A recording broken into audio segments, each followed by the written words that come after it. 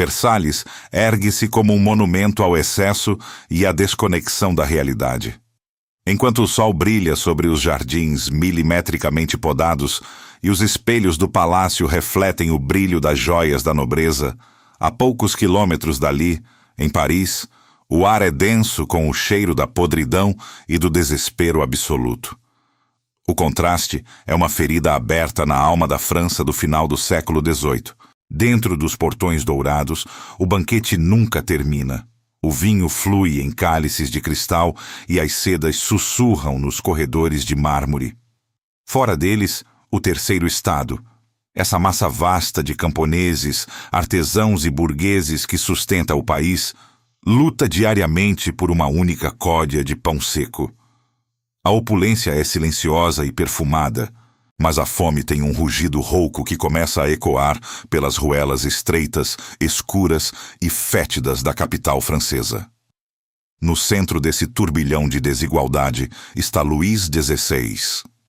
Ele não é o vilão cruel que a história às vezes tenta pintar, mas algo talvez mais perigoso para um governante em tempos de crise. Ele é um homem profundamente indeciso e relutante. Enquanto o reino desmorona sob o peso de séculos de tradições arcaicas, Luís prefere o isolamento de sua oficina de relojoaria, onde se perde entre engrenagens e molas, ou as longas caçadas nas florestas reais. Para ele, a coroa é um fardo pesado demais, uma herança que ele nunca soube como carregar com autoridade. Sua incapacidade de tomar decisões firmes cria um vácuo de liderança que permite que o ressentimento popular cresça sem qualquer barreira. A falência da França não foi um acidente súbito, mas um veneno de ação lenta. O legado deixado por Luís XV, com suas guerras intermináveis e gastos luxuosos com a corte, já havia deixado os cofres reais em um estado deplorável. No entanto, o golpe de misericórdia financeiro veio de um lugar inesperado. Ao decidir apoiar a Revolução Americana contra os britânicos, a França enviou navios, soldados e fortunas para o outro lado do Atlântico. Para vingar velhas mágoas contra a Inglaterra, a monarquia francesa financiou a liberdade de colonos americanos, enquanto escravizava seu próprio povo sob o peso de impostos impagáveis para cobrir os juros de uma dívida astronômica. A natureza também parecia conspirar contra o trono. O ano de 1788 trouxe colheitas desastrosas, seguidas pelo inverno mais rigoroso e implacável de que se tinha memória. Os rios congelaram, os moinhos pararam e o preço do pão, a base da dieta de cada família francesa, subiu a níveis que tornavam a sobrevivência um milagre diário. Enquanto o povo morria de frio e inanição, a figura de Maria Antonieta tornava-se o alvo principal da fúria popular. A rainha austríaca era vista como o símbolo máximo da indiferença. Cada vestido novo, cada festa em seus aposentos privados, era interpretado como um insulto direto às mães de Paris, que não tinham leite para amamentar seus bebês. Mas não era apenas o estômago que estava vazio. As mentes da burguesia e dos intelectuais estavam sendo preenchidas com novas e perigosas ideias. Nos cafés enfumaçados de Paris e nos salões iluminados por velas, os ideais do iluminismo se espalhavam. Homens discutiam a razão, a soberania popular e o contrato social. Por que um homem deveria governar apenas por direito divino? Porque o clero e a nobreza possuíam todas as terras e não pagavam um único centavo em impostos. O questionamento da ordem estabelecida já não era apenas uma conversa acadêmica, mas uma chama que começava a incendiar os corações do terceiro estado. A tensão atingiu um ponto de ruptura que exigia uma mudança drástica e imediata. Antes de continuarmos essa jornada pelos momentos que mudaram o mundo, inscreva-se no canal e conte-nos nos comentários de onde você está assistindo. O rei, acuado por uma dívida que não podia mais ser ignorada e por uma população que já não aceitava o silêncio, sentiu o chão desaparecer sob seus pés. Seu ministro das Finanças, Jacques Necker, era a única figura no governo que ainda gozava de alguma confiança das massas. Mas até ele sabia que soluções superficiais não seriam suficientes para estancar o sangue da nação. Sem alternativas e temendo uma revolta generalizada, Luís XVI foi forçado a tomar uma medida extrema e desesperada que não era vista na França há mais de 175 anos. Ele convocou os Estados Gerais, uma assembleia que reuniria representantes das 3 ordens da sociedade para decidir o futuro financeiro do país. Era uma tentativa final de salvar a monarquia através do diálogo, mas ao abrir as portas para essa reunião, o rei mal sabia que estava destravando as comportas de uma barragem que varreria o mundo antigo para sempre. O palco para o confronto entre a tradição absoluta e a sede de liberdade estava finalmente montado. A reunião dos Estados Gerais em maio de 1789 não foi o diálogo de reconciliação que muitos esperavam, mas sim uma armadilha política cuidadosamente arquitetada pela coroa. Os representantes do Terceiro Estado, vestindo preto em contraste com as plumas e sedas da nobreza e do clero, entraram nos salões de Versalhes, carregando as esperanças e as queixas de milhões de franceses. No entanto, o brilho das velas e a imponência do trono logo foram ofuscados por uma realidade amarga. O sistema de votação. Cada uma das 3 ordens teria direito a apenas um voto coletivo. Isso significava que, independentemente de representarem 98% da população, os membros do Terceiro Estado seriam sempre derrotados por 2 votos contra 1, já que os interesses da nobreza e do clero, invariavelmente, se alinhavam para proteger seus privilégios e isenções fiscais. A indignação transformou-se em uma audácia sem precedentes entre os advogados e intelectuais que compunham a liderança burguesa.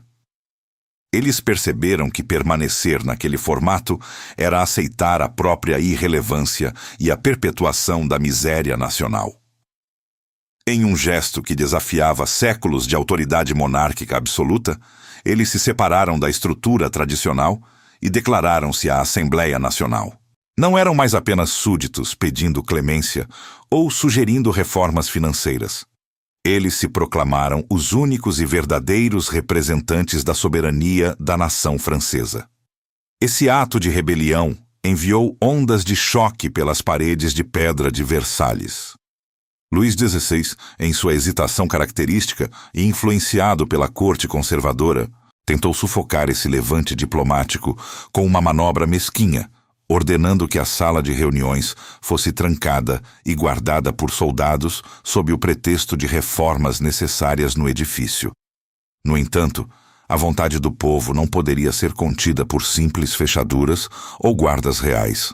Em 20 de junho de 1789, sob uma chuva persistente que parecia lavar as velhas tradições, os membros da nova Assembleia Nacional vagaram pelas ruas de Versalhes até encontrarem abrigo em um ginásio real improvisado, conhecido como a Sala do Jogo de Pela. Ali, entre as paredes nuas destinadas ao esporte da elite, ocorreu um dos momentos mais dramáticos e fundamentais da história ocidental.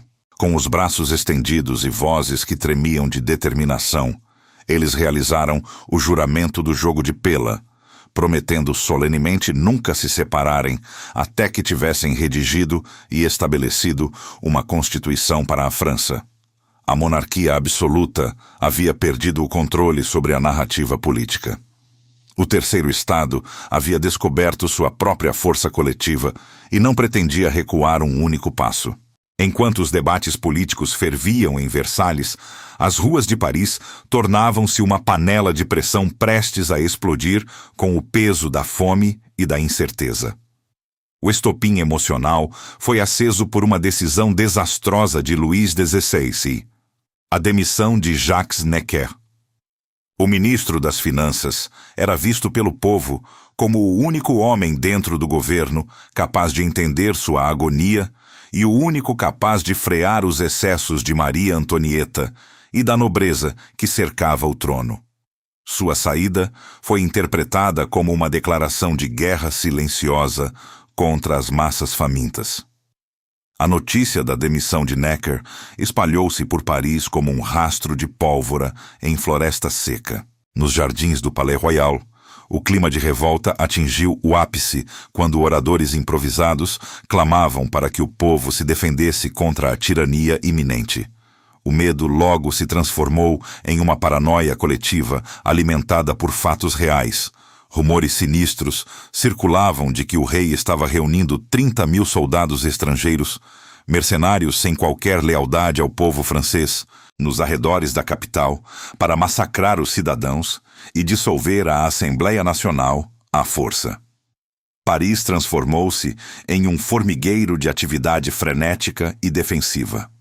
Lojas de ferreiros trabalhavam dia e noite, forjando piques e armas improvisadas, enquanto cidadãos comuns organizavam uma guarda nacional para proteger a cidade. No entanto, coragem e piques de ferro não seriam suficientes contra essa artilharia real. Faltava o elemento essencial para qualquer resistência real contra o exército: pólvora e munição em quantidade suficiente. Na manhã de 14 de julho, uma multidão imensa e enfurecida invadiu o Hotel des Invalides, confiscando milhares de mosquetes antigos, mas os soldados descobriram que os barris de pólvora haviam sido removidos preventivamente. O desespero por defesa transformou-se em uma busca obsessiva que levaria a um confronto inevitável. Os gritos e sussurros nas ruas agora apontavam para uma única direção: um monumento de pedra escura que dominava o horizonte parisiense e representava o ápice da repressão real há séculos. Todos os olhares, carregados de um misto de terror e coragem desesperada, voltaram-se para as torres sombrias da fortaleza da Bastilha. O destino de Paris e de toda a Revolução estava agora trancado atrás daqueles muros inexpugnáveis, aguardando o primeiro disparo. O sol de julho batia implacável sobre as pedras cinzentas da Bastilha, enquanto a multidão clamava por pólvora e liberdade. Para o povo de Paris, aquela fortaleza não era apenas uma prisão comum, mas o símbolo máximo da opressão real, um gigante de pedra que vigiava cada passo dos oprimidos. O Marquês de Launay, governador da fortaleza, hesitou sob a pressão das massas que cercavam as muralhas. Quando o primeiro tiro ecoou, o ar de Paris encheu-se com o cheiro acre da pólvora e o grito de uma nação que não aceitava mais o silêncio. Homens e mulheres, armados com mosquetes saqueados e coragem desesperada, forçaram as pontes levadiças. O sangue manchou o pátio interno, mas quando os portões finalmente cederam, o mito da invencibilidade real desmoronou. A cabeça de Launay em uma lança era o troféu macabro de uma vitória simbólica.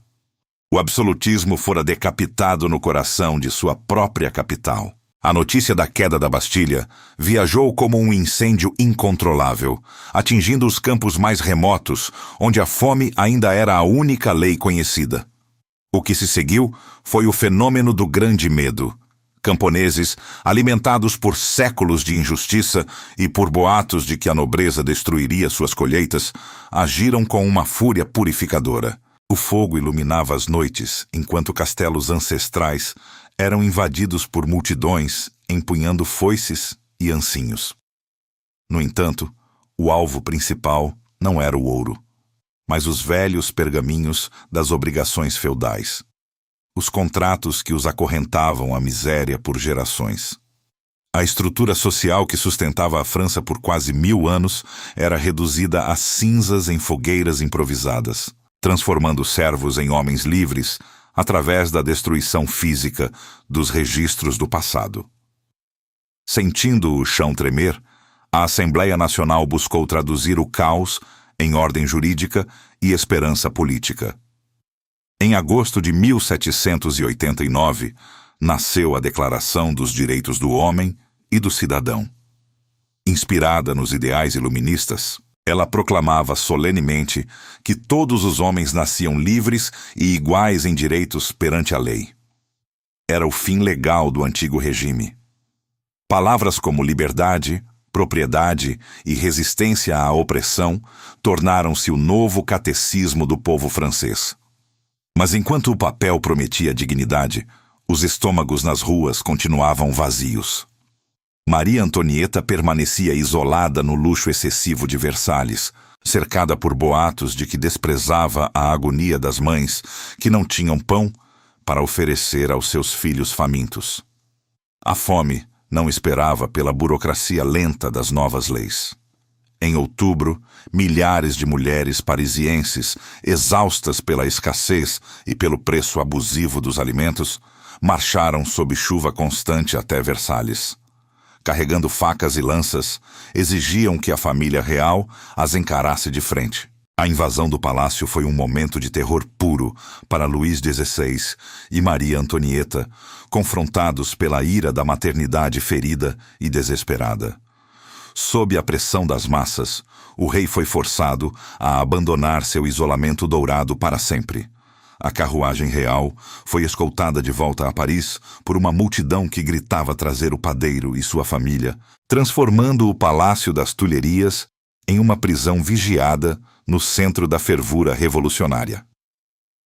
A transição da monarquia absoluta para uma monarquia constitucional pavimentou o caminho para a República. Mas o preço foi alto.